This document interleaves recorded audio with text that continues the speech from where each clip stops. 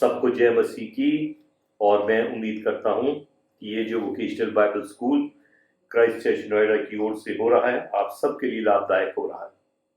कल जो था चौथा दिन था और हमने एक बात पर गौर किया कि जिस पृथ्वी की रक्षा के लिए हमें चुना गया है, इसकी रक्षा के लिए हमको खुद सुरक्षित रहना अवश्य है, हमारे अंदर साहस होना अवश्य है। और हमने देखा किस प्रकार प्रभु यीशु ने पानी पर चल के अपने चेले पतरस को भी आमंत्रित करके उसको भी पानी पर चला दिया, पर कब तक? जब तक उसने संदेह नहीं किया। और हम याद करते हैं कि जो हमारे डर का, फियर फैक्टर का कारण है वो हमारा है डाउट, और डाउट जो है संदेह, वो विश्वास का विपरीत है।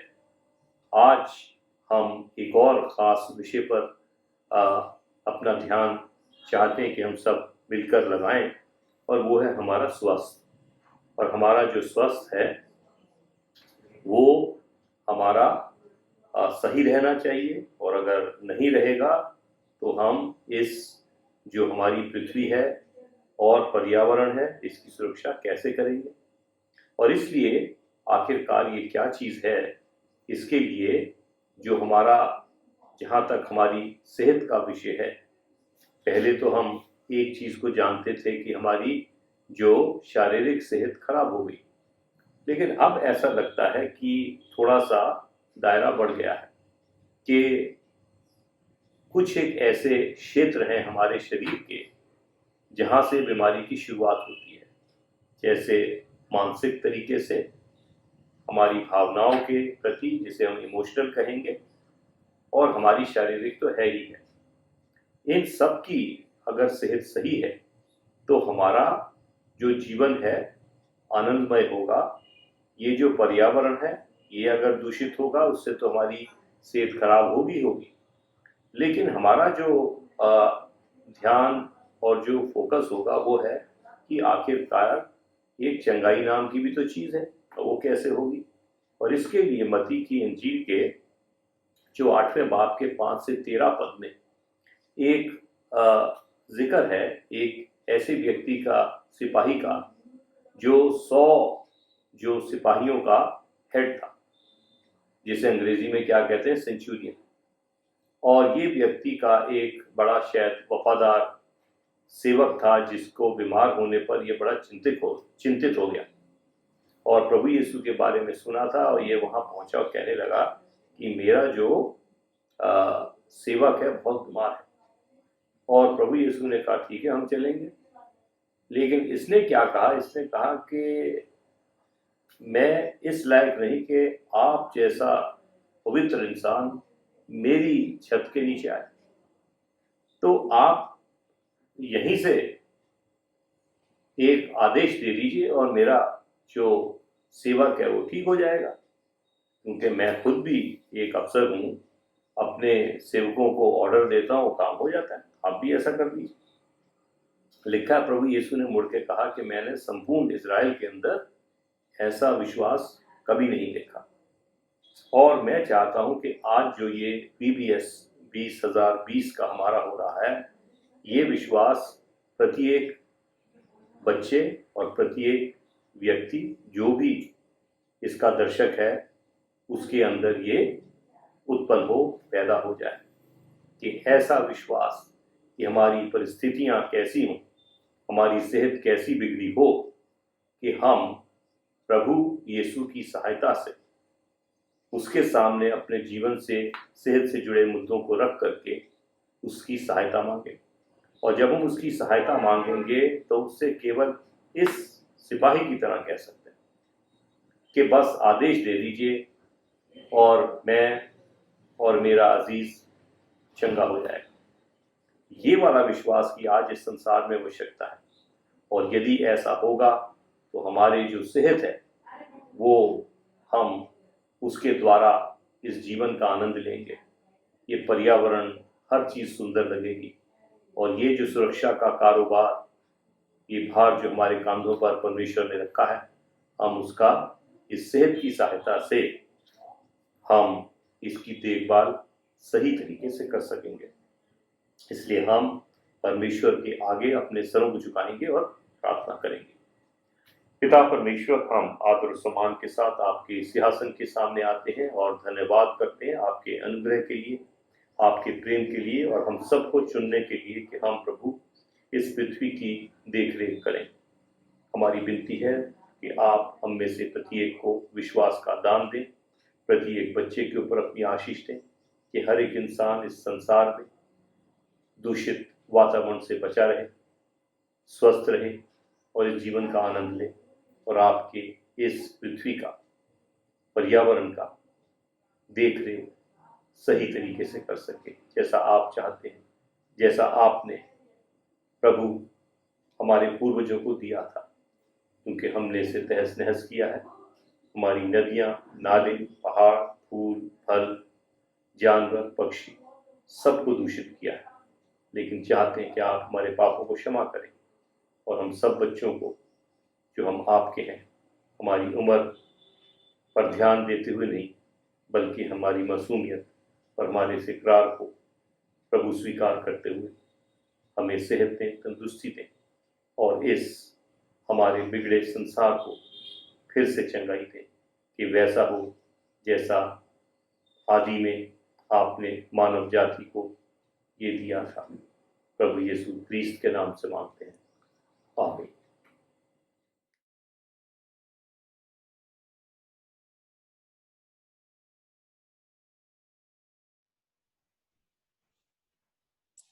गुड मॉर्निंग बच्चों। आज बीबीएस का 5वां दिन। आप सभी का मैं स्वागत करती हूँ। आशा करती हूँ आप सभी ठीक होंगे और आपने कल का दिन तो बहुत एंजॉय किया होगा। आज फिर से हम बाइबल की नई कहानी सुनने वाले हैं और परमेश्वर के वचन में बढ़ने वाले हैं। ये सब बातें करने से पहले हम क्या करते हैं? बिल्कुल ठीक, हम प्रार्थना करते हैं। तो आइए सभी बच्चे अपनी आंखों को बंद करें, हाथों को जोड़ें और प्रार्थना करें। प्यारे पिताजी, आपके नाम को धन्यवाद और आपकी स्तुति करते हैं, आपकी महिमा करते हैं प्रभु, आज के सुंदर से दिन के लिए जो आपने हमें दिया है, आपकी स्तुति करने के लिए।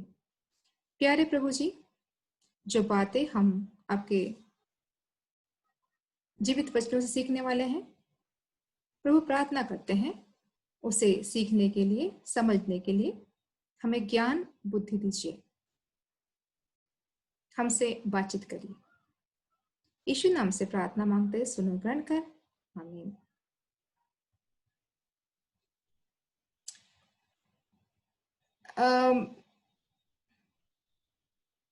आप सभी बच्चों ने देखा होगा कि अभी लॉकडाउन चालू है और सभी बच्चे घर के अंदर हैं, बाहर जाने से मनाही है।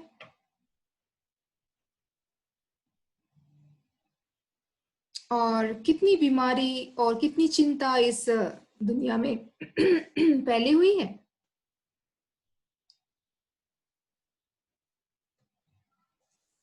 चिंता, जब आप बीमार हो जाते हैं तो आपके माता पिता कितनी चिंता आपकी करते हैं, आपकी चंगाई के लिए वो क्या करते हैं? प्रार्थना करते हैं। घर में अगर कोई काम कर रहा है, अगर वो बीमार होता है, अगर हमारा कोई दोस्त है, हमारा कोई रिश्तेदार है, हमारा कोई पहचानने वाला है, और हम जब सुनते हैं उसकी तबीयत ठीक नहीं, तो हम क्या करते हैं? उसके लिए प्रार्थना करते हैं। हमने कल ये सीखा था पतरस की कहानी के द्वारा, विश्वास और डर। आज हम सीखने जा रहे हैं विश्वास और नम्रता। आज आपको एक कहानी सुनाऊंगी मैं, जो कि एक सूबेदार है, मतलब एक बड़ा अधिकारी है और उसका एक सेवक है। और इस अधिकारी की चिंता उस सेवक के लिए, और वो क्या करता है, आओ हम देखते हैं। क्या आप तैयार हैं? चलिए, ये कहानी जो है ये एक शहर की कहानी है जिसका नाम कफरनहूम था।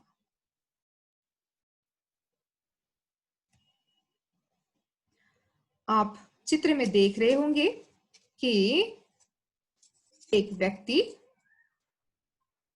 जो कि एक सूबेदार है। तो देखिए इसके मुकुट पे, सर के ऊपर में मुकुट है और इसका विशेष एक ड्रेस है, मतलब ये काफी पावरफुल अधिकारी होगा। क्यों? अब यहां देखिए इस चित्र में वो सेवक के लिए कितना चिंतित चेहरे से देख रहा है ना?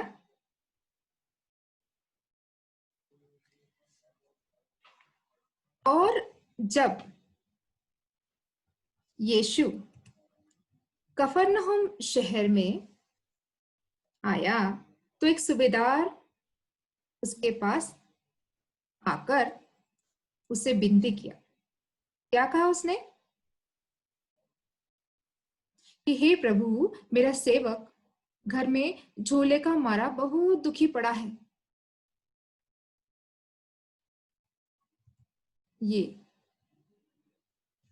अब देखिए, ये इतना अधिकारी, इतना पावरफुल है। उसने ये नहीं कहा कि आओ मेरे सेवक को ठीक कर दो। उन्होंने क्या कहा कि हे प्रभु, मतलब वो जानता है कि यीशु जो है परमेश्वर का पुत्र है और उसने उनके जितने भी चमत्कार यीशु ने किए थे उसके बारे में सुना है। उन्होंने कितनी चंगाई के काम किए थे उनके बारे में वो सुन चुका है। इसका मतलब ये है। तो उसने बड़ी नम्रता से कहा, हे प्रभु, मेरा सेवक घर में झोले का मारा बहुत ही दुखी पड़ा है। तो यीशु ने कहा, मैं आकर उसे चंगा करता हूं, मैं आकर उसे चंगा करूंगा। तो जानते हो उस अधिकारी, मतलब जिसको सूबेदार कहते हैं, उसने क्या जवाब दिया? उसने कहा, हे प्रभु, मैं इस योग्य नहीं। देखो, वो अधिकारी है लेकिन क्या कहता है? मैं इस योग्य नहीं कि तू मेरी छत के तले आए और केवल मुख से कह दे। बच्चों, आप ध्यान से इसे सुने। तो क्या कहते हैं? अगर आप केवल मुख से कह दो तो मेरा सेवक चंगा हो जाएगा। कहने का तात्पर्य यह है कि आपको आने की जरूरत नहीं है। आप इतने पावरफुल हो, आप इतने सामर्थ्य हो कि अगर आप यहां से कह दे कि वो ठीक हो जाए, वो ठीक हो जाएगा। कितना विश्वास है उसका। और वो कहता ये है, क्योंकि मैं भी पराधीन मनुष्य हूं और सिपाही मेरे हाथ में है। और जब एक से कहता हूं जा तो वो जाता है और दूसरे को कहता हूं आ तो आता है। मतलब मैं अपने नौकरों पे अधिकार जमाता हूं। अधिकार सिर्फ और सिर्फ परमेश्वर के हाथ में है। लेकिन ये अधिकार कुछ हद तक मैं भी चला रहा हूं, तो ये कुछ ठीक नहीं है, उसको अंदर से पता था। लेकिन क्या करे, उसकी वो नौकरी थी, उसे तो करना था, जिम्मेदारी थी। तो कहता है यीशु से कि आप बस प्रभु यहां से कह दे तो मेरा सेवक जो है ठीक हो जाएगा। इस बात को सुनते ही बच्चों, इस बात को सुनते ही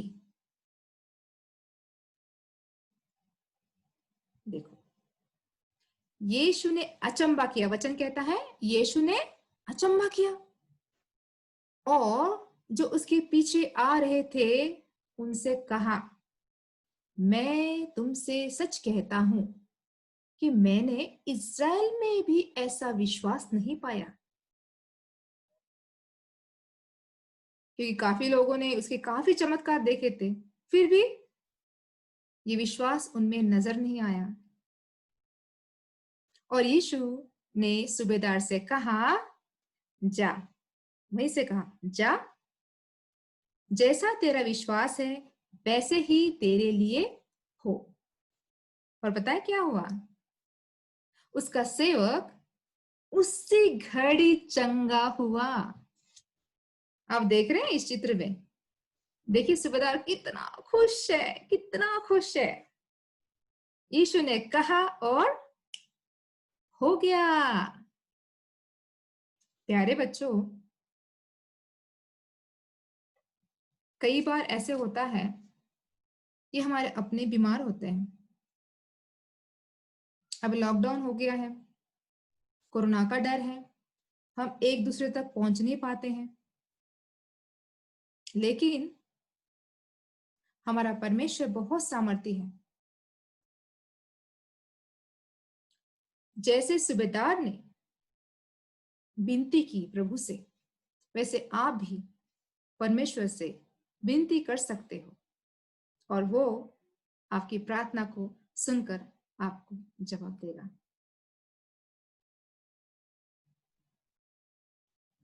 यहाँ पे हम कुछ बातें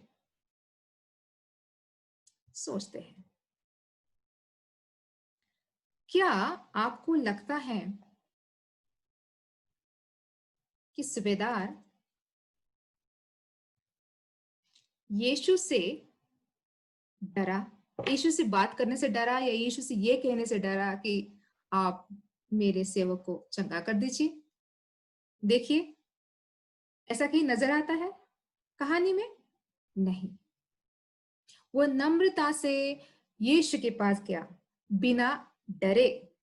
डर नाम की चीज अभी यहां नहीं है बच्चों। वो बिना डरे यीशु के पास गया और नम्रता से उसने विनती की कि मेरे सेवक को आप ठीक कर दे। और सिर्फ विनती नहीं की, उसने विश्वास क्या किया, आप अगर यहीं से कह देते हैं तो वो ठीक हो जाएंगे।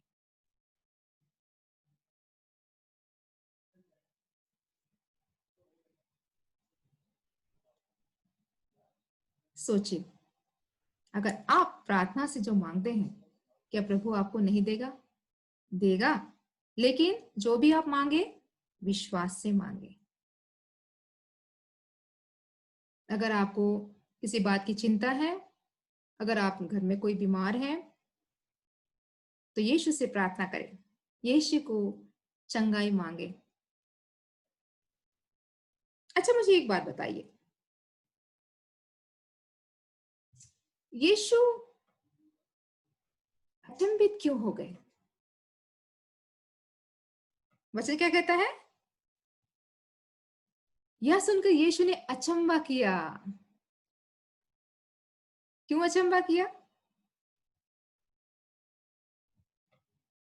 हाँ, ऐसा विश्वास जो देखकर विश्वास करते हैं उनसे बड़े कौन है? जो बिना देखकर भी विश्वास करते हैं, बिना देखे भी विश्वास करते हैं। और यीशु ने क्या किया? अचंबा अचंबा किया, और उसको क्या रिवार्ड दिया? इसका क्या बख्शिश दिया? उसके विश्वास के कारण उसका सेवक चंगा हुआ, उसे उसके प्रार्थना का उत्तर मिला। और देखो, देखो पिक्चर्स में कितना सुंदर स्माइल देखिए, चेहरे पे कितनी मुस्कुराहट देखिए, और घर के सारे लोग कितने खुश है। देखिए, यीशु पे विश्वास करने से ये सब हो सकता है, ये मुमकिन है। प्यारे बच्चों, आज ये कहानी हमें यही सिखाती है कि प्रभु यीशु के लिए कोई बात असंभव नहीं। आप प्रार्थना करें और अपनी हर एक विनती प्रार्थना में रखें, नम्रता के साथ और विश्वास के साथ। आशा करते हैं ये कहानी आपको पसंद आई। आज का जो वचन है जो आपको याद करना है, नीति वचन की पुस्तक, इसका अध्याय 22 वचन 4। नम्रता और यहोवा के भय मानने का फल धन, महिमा और जीवन होता है। और आज घर पे रहकर आपके लिए एक एक्टिविटी है।